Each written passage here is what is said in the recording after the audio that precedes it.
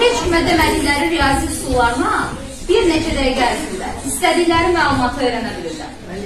Bunun üçün onlara sadəcə heç kimin olmadığı qaranlıq bir məkan lazımdır. İndi ilk öncə aldıqlarımız məsələn, Ela'yı dəvət edək.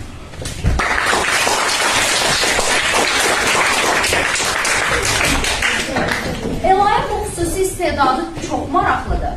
Çünki Ela insanların neçənci mərtəbədə yaşadıqlarını, neçə nömrəli evdə yaşadıqlarını, hətta neçə otaqlı evdə yaşadıqlarını da bilə bilir.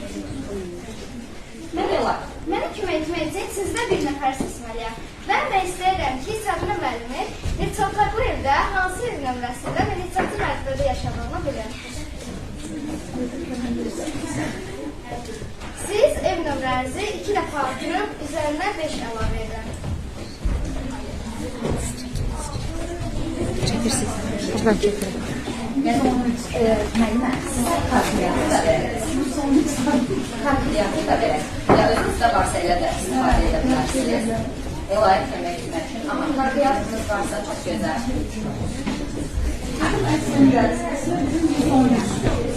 Yox, deməyəcəksiniz onu. Siz bizə, əziz qonaqlar və könüllülər, siz bizə heç bir məlumat verirsiniz. Onu Ela özü tapacaq. Heç bir məlumatı verməyin. Ela özü tapacaq. Görə doğrudan da tapa bilir. Hə, sadəcə qapı nömrənizi, məsələn, 64-cü mənzildə yaşayırsınız. Qapının üzərində olan nömrəni. Siz ev nömrənizi 2-yə vurub 5 alın. 2-yə vurub üzərinə 5 alın. 2-yə vurub 5 alın. Cəmi 5-ə vurun və onu otaqlarınızın sayı ilə toplayın. Cəmi 5-ə vurun. Sonra otaqların sayı ilə. Neçə otaqlı evdə qalır?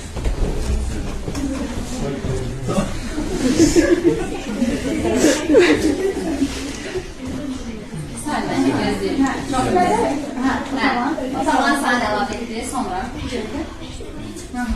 Cəmi üzərinə 10 əlavə edib, 10'a vurun.